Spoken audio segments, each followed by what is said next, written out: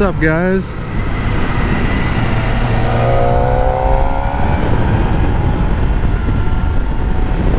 So we're back with another video. So this video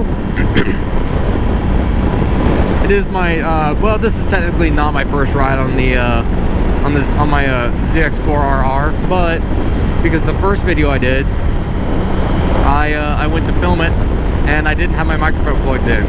It's also looking like it's supposed to rain, and it is.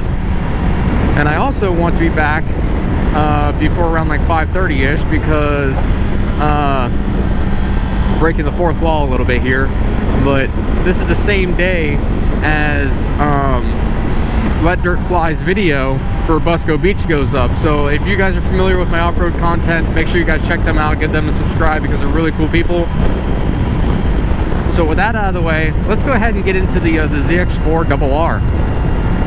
So I just got this bike about 3 to 4 days ago, and I've just been kind of, you know, on and off it as much as I can be because I love it.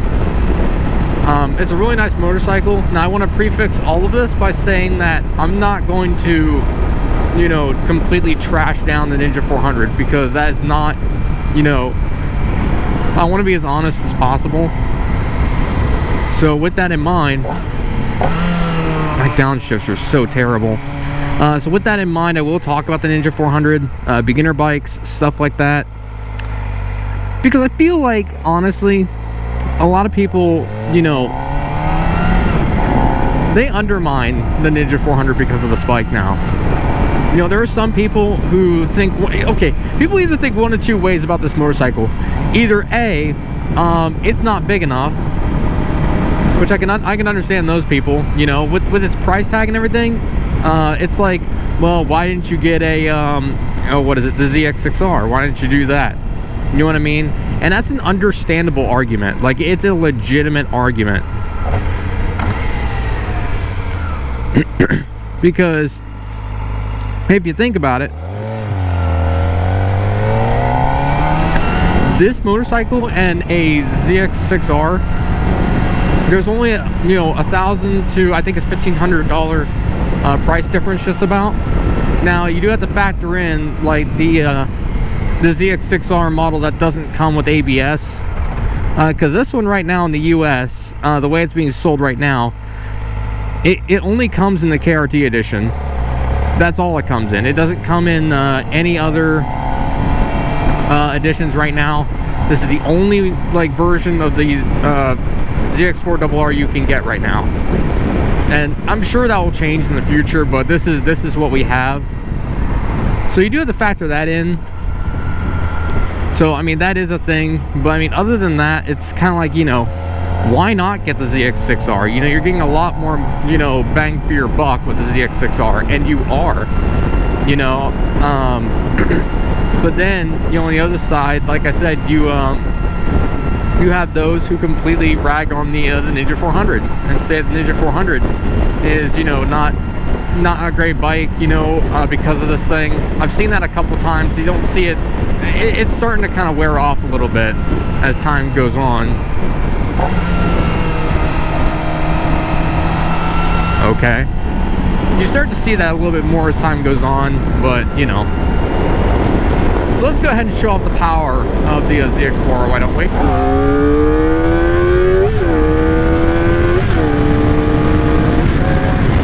Woo! Not too shabby. So since I'm redoing this video, I'm actually going to go around just kind of like in this area like I did in the Ninja 400 video, which will actually be coming out, I think, after this video, the way I have things scheduled right now. But anyway, so yeah, so let's go ahead and get into the lights of the of the ZX4RR. So my big thing with this bike is how it handles. I think this bike handles amazing. You know, it feels like, it does feel like a mini like ZX6R, only it's a little bit like, I don't know, it feels a little bit more flickable like this.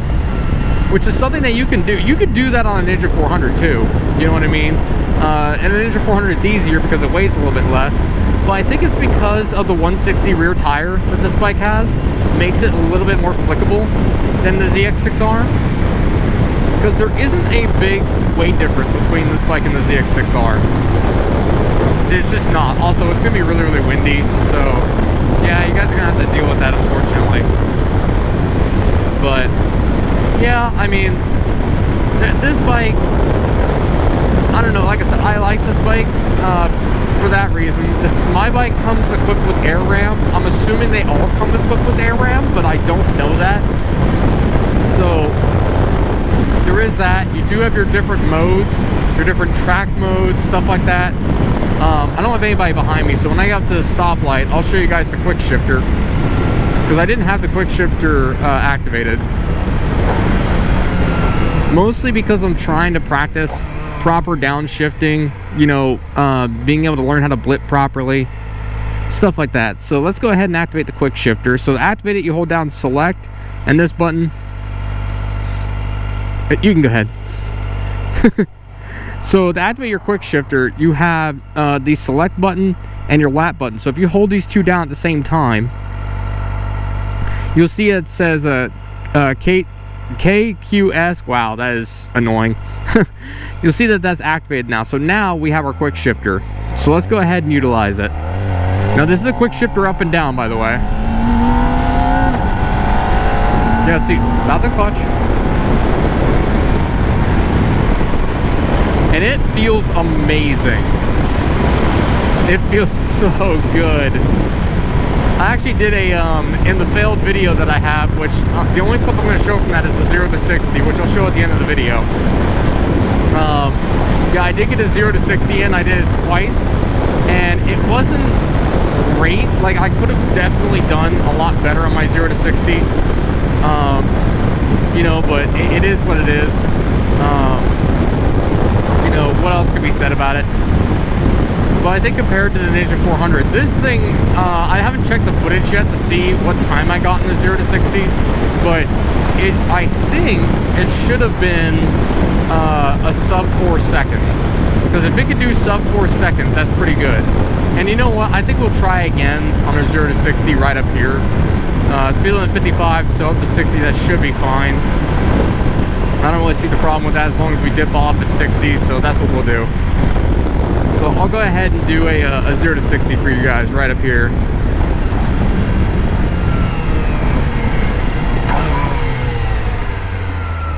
Now with the addition of the quick shifter, it should make things relatively easily. So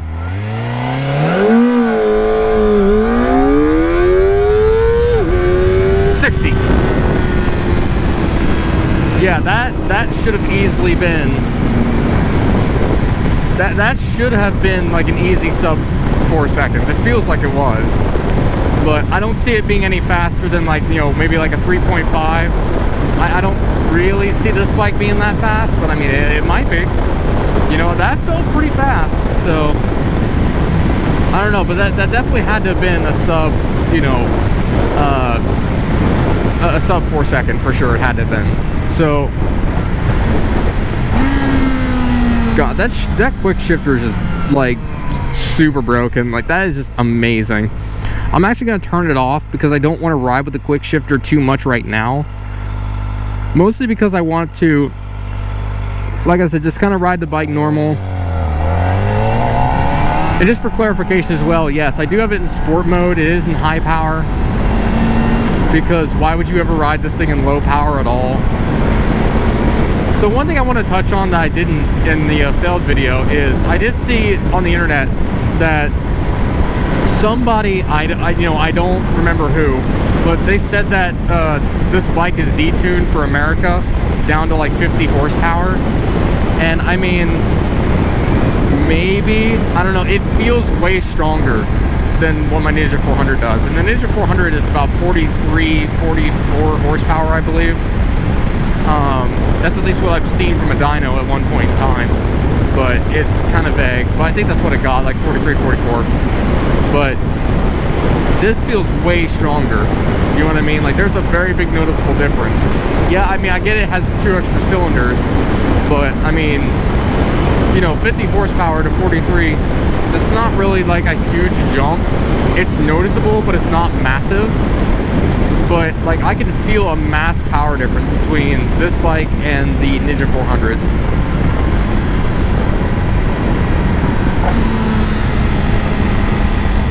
So speaking of which, I want to talk about the whole beginner bike thing, because I really do want to touch on that, because I think a lot of people have stuff mistaken. Now, I myself am like bordering on, you know, I think personally,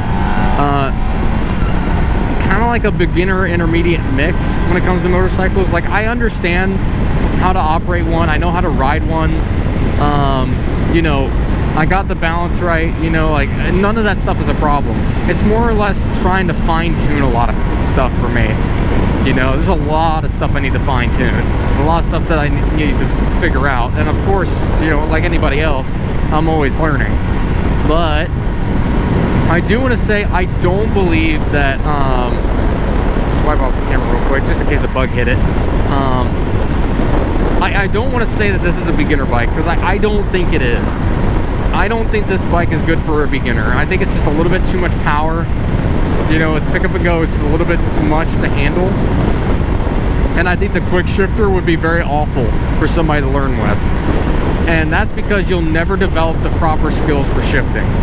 You know, because it's easy to just leave that quick shifter on forever, and then you never actually learn how to properly utilize your clutch. And that's not a good thing. That's a really bad thing. Like, you know, that's not something that you should be doing, you know. The Ninja 400, on the other hand, the Ninja 400 is easily a great beginner bike. You know, it's perfect. No issues at all.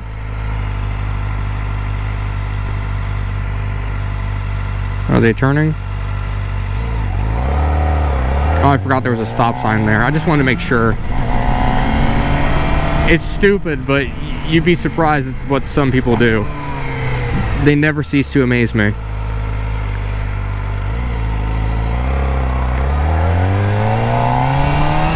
Anyway.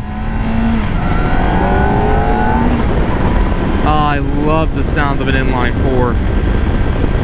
Anywho, so with those things in mind, yeah, the Ninja 400, if you're a beginner, that's the bike you want to go for, because there's a huge price difference between the Ninja 400 and the ZX4RR. Also, by the way, for those who want to comment about me not wearing gloves, I actually do have gloves. They just didn't fit my hands right. And when I came back from a ride, like, they were literally digging into my hands. So yeah, I was like, yeah, I gotta take these things off, and I'll just ride without gloves for now until I can get myself prepared. So yeah, with that out of the way though, yeah, you know, the Ninja 400 is a great motorcycle. It's a fantastic motorcycle for what it is. It's almost too much for what a beginner would need, almost. But realistically, it's perfectly fine. You know, no issues at all. This bike, on the other hand, this bike is definitely too much for a beginner. But it's definitely no 600, not even close. Like, every 600 that I've ridden would absolutely just mop the floor with this thing. You know, there's no ifs or buts about it. This thing would not be able to hold up to any 600 liter bike. Even the 650R from Honda would run this bike over practically.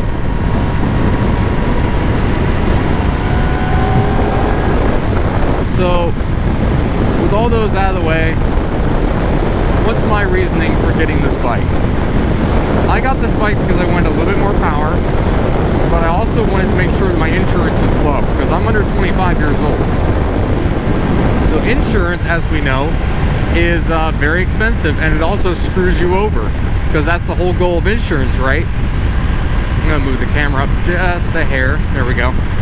That's the goal of insurance, right? Is to basically screw you over. So yeah, the insurance for super sports in Ohio is pretty expensive. So with that in mind, I wanted something that was gonna be cheap, and this definitely cuts it. You know, when I went to go get this bike insured, I was actually shocked at how cheap this bike was to insure.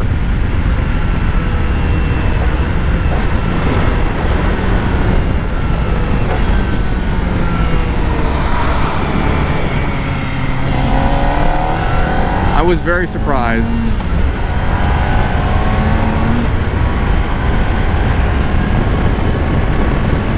But yeah, this bike costs practically nothing to insure, which is awesome because a 600 is kind of expensive in comparison.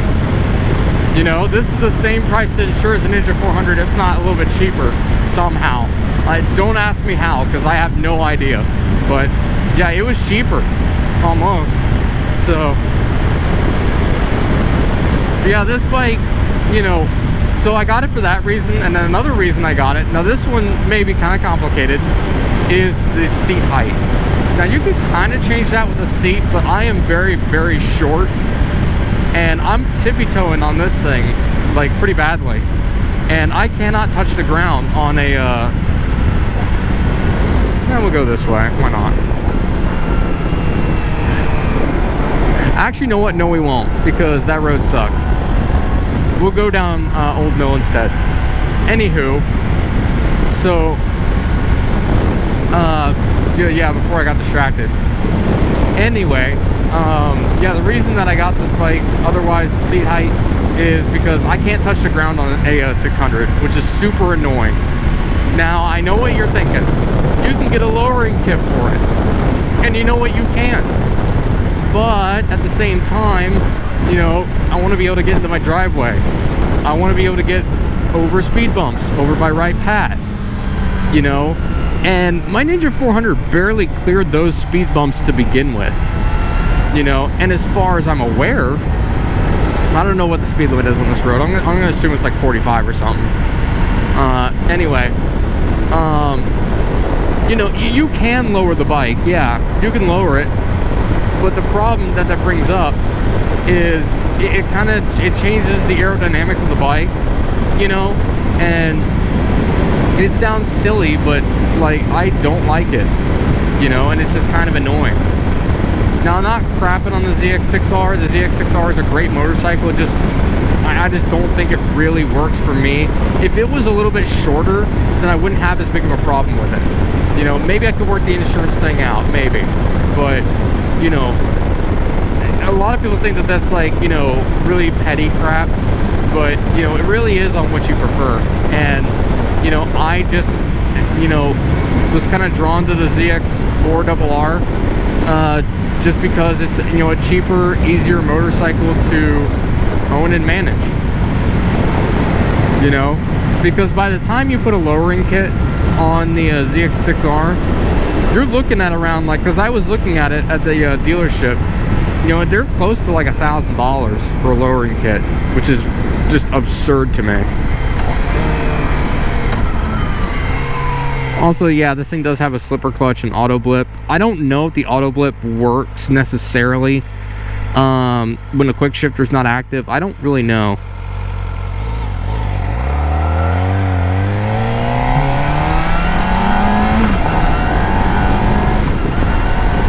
Maybe it is, and I'm just not seeing it, you know.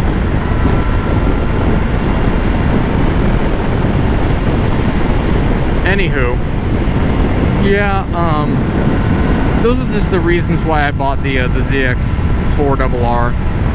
And I mean, I love this bike. I think it's nice. It will be the replacement for the Ninja 400 when I get rid of it. But I still like the Ninja 400. I think the Ninja 400 is a fantastic motorcycle, you know, and I have absolutely nothing against it. You know, I rode it after riding this, and I wasn't disappointed. I wasn't like, oh, this thing has no power. It's not as sporty. You know, it controls like crap. No. I mean, it's still a super fun motorcycle.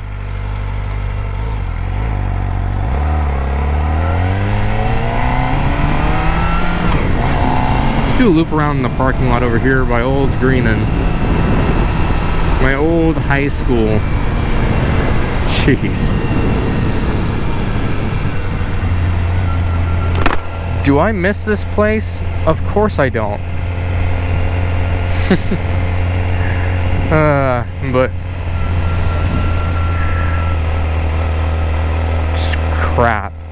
But yeah, I mean, I don't know. Like I said, I like this bike by the end of the day. I think it's fine. The only problem I'd have with this bike is two things. Number one, I do think it's a little bit expensive. Would have been kind of nice if this bike was just like, I don't know, $700-800 cheaper at minimum. I think it should be $1,000 cheaper. That's just my own take. But I mean, I don't know, because I don't think the I'd have to check the prices, but I'm pretty sure. Whoops.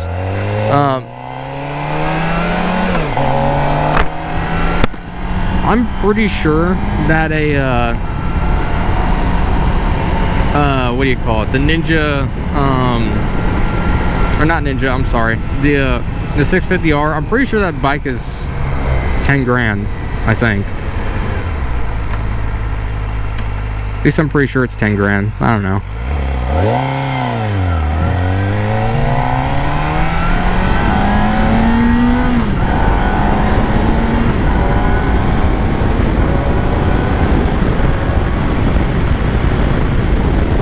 Yeah, I'm not sure, but I mean, compared to this bike, you know, to any other bike, you know, in its class, which it really doesn't have a class. I think like the only bike I can think of off the top of my head that's pretty close to this one is the Yamaha R7, which is funny because I was talking about 600s earlier, and I saw a video.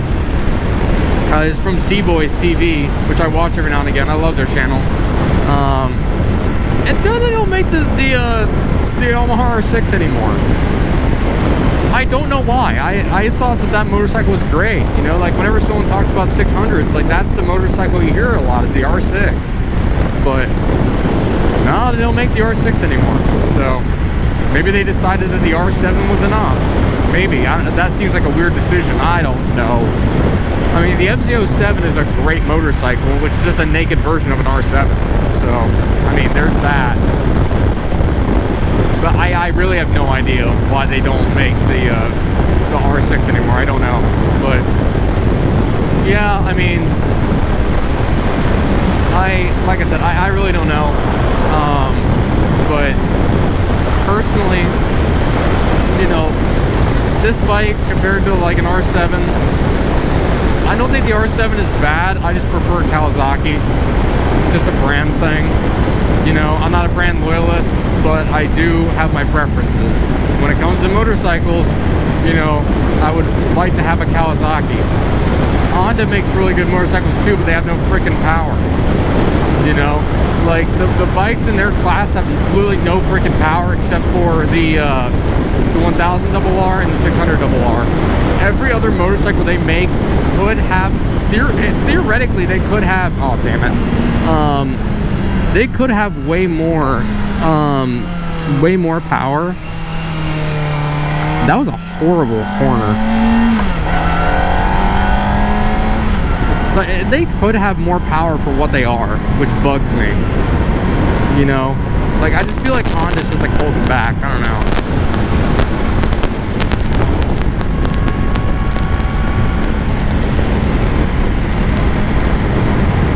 But that's the problem that Hondas have with pretty much anything that they make. You know, it could have more power, but it doesn't. But it's also super reliable, because that's just Honda.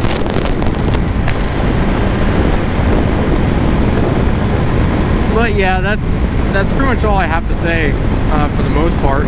Everything else is just kind of, you know, more or less just me chit-chatting. You know, oh, I forgot to mention the other thing I didn't like about this bike. The kickstand. Yeah, when I put the kickstand down on this bike, it feels like the kickstand is being dropped like so far, and the bike is sitting at like more than a 40-degree angle. which is just super awkward. Like, I don't know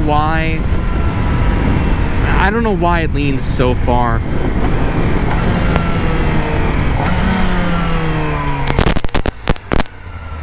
You know, to me, I definitely prefer the kickstand to be a little bit shorter.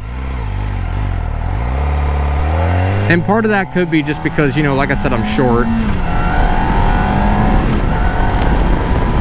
Everything else about the bike, though, is nitpicky. Like, I'm not a fan of the flashing gauge like that. I don't know if the GoPro's picking that up. I think it is.